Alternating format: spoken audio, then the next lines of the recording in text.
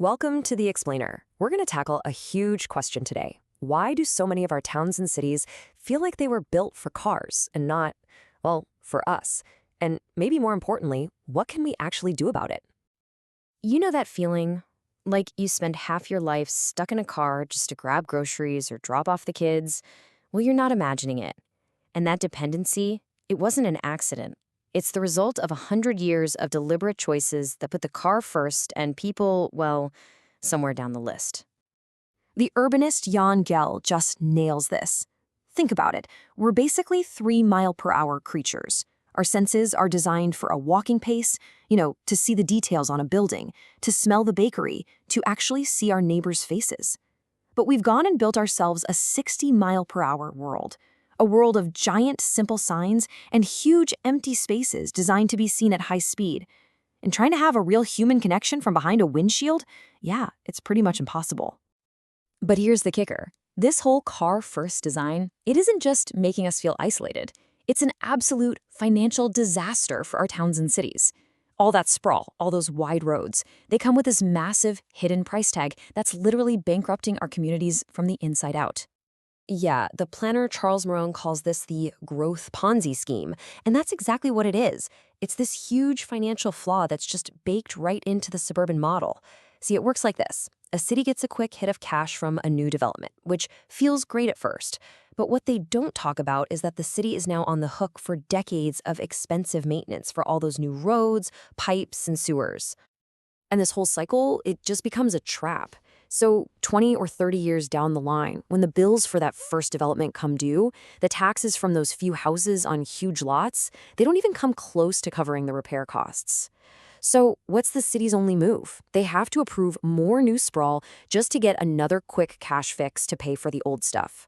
They're just digging that financial hole deeper and deeper with every new subdivision. And this chart, wow, it lays out the financial reality perfectly. If you actually measure the financial productivity, the tax dollars a city gets per acre, the difference is just staggering. A single, old-school, 3-story building generates so much more wealth for the community than a giant big-box store with its massive parking lot. We're talking orders of magnitude more, all while using way less land and needing way less expensive infrastructure. It's not even a fair fight. And okay, the cost isn't just about money. Look at this number, 4,000. That's how many people are estimated to die every year in a country like Denmark, just from health issues related to car pollution. Let that sink in.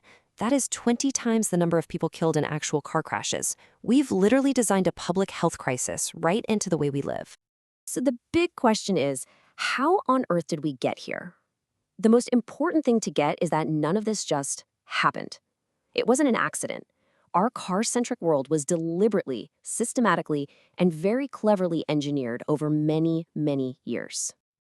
I mean, for something like 7,000 years, streets were basically our public living rooms. They were messy, sure, a little chaotic, but they were alive. They were where we had our markets, where kids played, where we socialized. This idea that streets are just sterile channels for moving cars as fast as possible, that's a brand new, and frankly, pretty radical idea. This shift was so intentional that they even invented new words for it. Get this, the term jaywalking was completely made up in the 1920s by the auto industry. Jay was slang for a country bumpkin, an idiot, so they used it to shame people for walking in the street, something humans had always done. It was an incredibly effective PR campaign to convince everyone that streets belonged only to cars. And then, of course, this idea was locked into place with government policy. You had federal agencies that redlined dense, walkable neighborhoods, basically cutting off all investment. At the same time, government-backed loans were almost exclusively for new, single-family homes way out in the suburbs. And the final nail in the coffin? The Interstate Highway Act, a gigantic federal subsidy that pretty much cemented the car-dependent lifestyle as the default for generations. Okay, but here's the good news. This is the really exciting part. If our cities were designed to be this way, well, that means they can be redesigned. And we already have the blueprint. We know exactly how to create better, healthier, and wealthier places to live. People like Jane Jacobs and Jan Gehl figured out the recipe. And honestly, it's not complicated. You need mixed uses, so homes, shops, and offices all jumbled together. That way, there are always eyes on the street keeping things safe. You need short blocks, which means more corners, and corners are where interesting social and business stuff happens. You need a mix of old and new buildings because old buildings provide cheap rent for cool new businesses. And finally, you need soft edges, things like porches, stoops, and shop windows that make walking feel interesting and welcoming. And listen, this isn't some magical European thing that we could never do. Back in the 60s and 70s, cities like Amsterdam and Copenhagen were just as car crazy as anywhere in America. I mean, they were literally tearing down beautiful old neighborhoods to build highways. They were on the exact same path, but then they made a choice. They decided to change direction. A huge catalyst for them was the 1973 oil crisis. The Netherlands brought in car-free Sundays to save fuel. And for the first time in forever, people got to experience their own cities without the noise and danger of traffic. Can you imagine? Being able to just roller skate down the middle of a highway? It was this collective wow moment for the whole country, where everyone suddenly realized just how much public space they'd handed over to cars. So, okay, how do we actually start to make this happen here? Well, the path forward isn't about some massive billion-dollar mega project. It's actually about making small, smart, incremental changes. And one of the most powerful tools we have right now is the e-bike. And no, it's not cheating. It's what you call inclusive design. It flattens hills, it gets rid of the sweat factor. It basically invites everyone to ride. Older people, people who aren't super athletic, you name it. It completely transforms biking from a sport into just normal, easy, everyday transportation. Now check out this table because the disconnect here is just wild. A few years back in Germany, the government spent 1.4 billion euros subsidizing electric cars. The result? 24,000 new EVs on the road. Okay, during that same period, with zero government subsidies, German citizens went out and bought 2.1 million e-bikes. The people have already voted with their wallets. The demand is there. We just need to give them safe places to ride. This brings us to the smartest way to make change, what some people call the small bets approach. It's a simple loop. First, you just go out and watch. See where people in your neighborhood are struggling.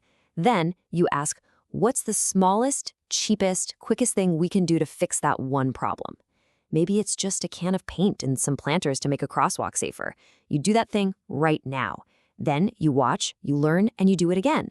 That's it. And don't underestimate how much these little design choices matter.